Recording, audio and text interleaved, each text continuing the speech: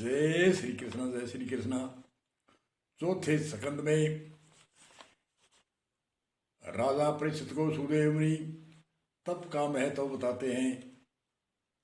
तप हमारे आजकल पाखंडधारियों का तप अलग है, ऋषि मुनि विद्वान आचार्यों का तप अलग है। पाखंडधारी आजकल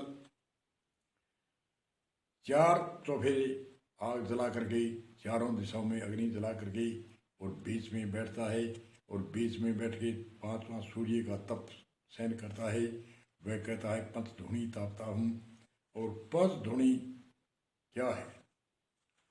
हमारे 5 विषय है, इनको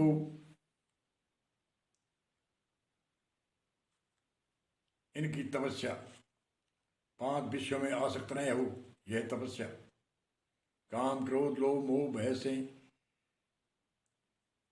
उपराम, यह तपस्या। 5 ज्ञान इंद्री मुख्य, इनकी तपस्या।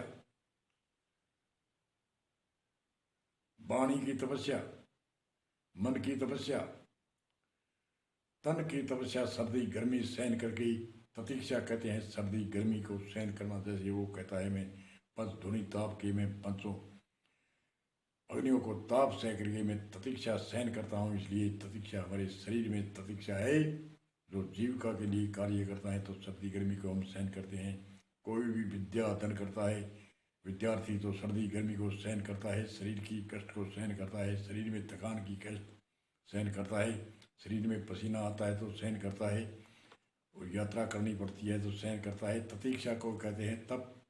इनको सहन करना, 5 विषय को अपने काम के लिए प्रयोग में लेना, इन पर शासन करना, ये तपस्या। 5 ज्ञान इंद्री जैसे काम लेनी है वैसे लेनी, उनको मन की में ललायत होकर के इनका प्रयोग में नहीं लेना। सात्विकता भाव से प्रयोग लेना। जैसे आँख ज्ञान इंद्रिय है या विषय है देखना, तो देखने की दृष्टि को सात्विक भाव से देखो। वही दृष्टि माँ को देखती है, यही स्त्री को देखती है, बहन को देखती है, बुआ को देखती है। जैसे सात्विक भाव से दृष्टि देखिए उसको कहते हैं अमृत के समान। और कुरिष्टि भाव से देखते हैं उनको कहते हैं जहर के समान। इसलिए इनको विषय कहते हैं। विषय से कहते हैं जहर को, जहर खाने से मनुष्य मरता है। तो ऐसे ही कुदृष्टि भाव से जो आँख की दृष्टि से देखता है तो वो जहर के समान है। और दूसरी ज्ञान इंद्रिय है कान। कान से हम अच्छे शब्द सुनेंगे तो ये अमृत के समान है, और बुरे शब्द सुनेंगे तो वो जहर के समान है। इन पर शासन करना, इनका कंट्रोल करना, यही तपस्या। और नासिका है, इनकी सुमता रूपी सुगंध और कुमता रूपी दुर्गंध को त्याग करना, यह नासिका का तप है। और जीव रस विषय है। जीव एक इंद्रिय है, इनका विषय क्या है? रस। और रस के ललायत न होकर के कोई वस्तु नहीं खानी है।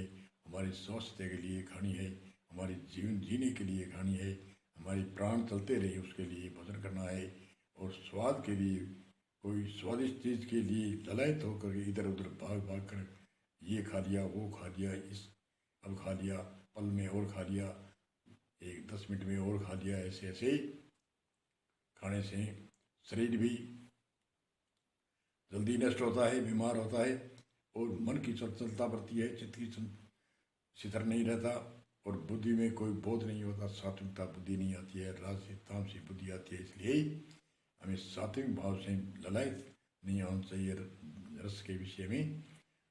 और 5वां है सबरस। सारे शरीर की जो सबरस ज्ञान इंद्रिय है, इनको सर्दी गर्मी आदि सहन करने का नाम है प्रतीक्षा। ये तप है। तब कोई पंचधूणी तापने से कोई मोक्ष मुक्ति नहीं मिलती, कोई तृष्णा नहीं मिलती, कोई 5 विषय की रोकने का कंट्रोल नहीं होता। सात्विक भाव से रह करके अपने मन पर निरंतर, मन एक 10 इंद्रियों का राजा है, 5 ज्ञान इंद्रिय है, 5 कर्म इंद्रिय है, 11वां मन है। मन का काम है संकल्प और विकल्प करना। संकल्प मतलब अच्छी चीज, ये अच्छी है, ये बुरी है, ये अच्छी है, ये बुरी है, इसमें आनंद आया। तो संसार के जो भौतिकवाद है, इनमें एक जितने भी 5 विषय के रस है, ये ऐथिर है, प्रिय मोद प्रमोद, ये 3 जो विषय के आनंद है, ये स्थायी नहीं है, ये शिथिर नहीं है। इसलिए संतों ने इसको तिलांजलि दी है। प्रिय मोद प्रमोद, ये 3 विषय, 5 विषयों के ये 3 आनंद है। प्रिय मोद प्रमोद 3 आनंद। प्रिय कहते किसे कहते हैं? जैसे प्रिय हमारे शरीर को भूख लगी है, और भूख लगी है, किसी ने कहा अरे आपको भोजन मैं कराता हूँ, तो खुशी होती है, वो प्रिय आनंद है, अरे बड़ा आनंद है, ये भोजन कराएगा। और भोजन कराने की स्थान आसपास में बैठाता है, तो भूखा है 1 दिन 2 दिन का, तो उसके भूखे को इतनी सुगंध आती है, भोजन बनते ही सुगंध आती है, और उसने आवाज़ लगाई, उनका आनंद और सुगंध का आनंद देते हैं, इसको प्रिय। और मोद कहते हैं जो उसने थाली में ला कर आगे रखा, अरे खाओ भाई, प्रसाद करो, प्रसाद करो, तो वो खुश होता है, उसका आनंद होता है। अरे भूखा था 2 दिनों का, भोजन मिल गया, वही 36 प्रकार का भोजन मिला है, उसको कहते हैं मोद। प्रमोद कहते हैं उससे जो खाने से जो आनंद आता है, उसको कहते हैं प्रमोद। और ये आनंद थोड़ी देर 8-10 घंटे के बाद में फिर ये आनंद की इच्छा वो स्थायी कहाँ रहा। प्रिय मोद प्रमोद पहले वाले गायब, और नए प्रिय प्रमोद, मोद प्रमोद आनंद की इच्छा हुई, जो स्थायी नहीं रहे। इसलिए ब्रह्म आनंद है, जो सच्चित आनंद है, वह सदा सत्य और हमेशा रहता है। इसीलिए संतों ने ये 5 विषयों के आनंद है, प्रिय मोद प्रमोद, इनको त्याग करके सच्चित आनंद इनको अपनाया है। ये हमेशा अटल रहता है, कभी खूटता नहीं है, कभी टूटता नहीं है, कभी अलगाव होता नहीं है। इसलिए संतों ने कोई अनेक साधना करके, भक्ति योग, ज्ञान योग, कर्म योग आदि आदि साधना करके इनको इन आनंद के लिए प्रयास करके, साधना करके, और अपना मोक्ष या मुक्ति प्राप्त कर ली। सच्चित आनंद में का एक ब्रह्म भोग प्राप्त किया करते हैं ऋषि मुनि, तो बार बार जन्म ने मृत्यु को से छुटकारा पाते हैं। अब आगे अगले सूत्र में बताएंगे राजा परिषद को क्या कहते हैं सुदेव मुनि। और सुदेव मुनि बड़े तन्मय होकर के और बड़े उदारता से बड़ी आशीर्वाद देते हुए राजा परिषद को उपदेश देते हैं, और उसको बीच बीच में साधना के बताते हैं कि आप कोई रंच मात्र भी नेह प्रेम किसी से, संसार से, राज से, कुछ भी निष्काम भाव से होकर के आप चित्र रह के श्रवण करो, मनन करो, और निधि ध्यान जैसे मैं कहता हूँ वैसे करो।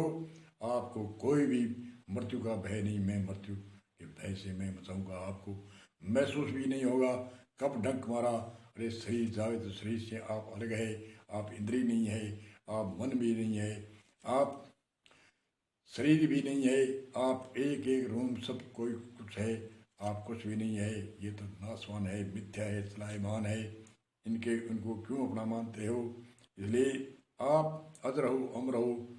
ऐसी ऐसी कथा वेदांत के अनेक तरह से उदाहरण दे करके, वेदांत का निचोड़ करके जो अर्थ ऋषि मुनियों ने निकाला है, उसी अर्थ को समझाते हुए राजा परिषद को सुदेव मुनि सावधान करते हैं, सावधान होकर के सुनो, और बड़ी खुमारी से, खुशी से, बड़े आनंद से आप सुनो, श्रवण करो, मनन करो, और उसके बाद में निधि ध्यान करो। इसी सूत्र के साथ में हम वाणी का विराम देते हैं। आगे सुदेव मुनि क्या कहते हैं, आगे कथा में विषय चलेगा। बोलो जय श्री राम, जय श्री राम।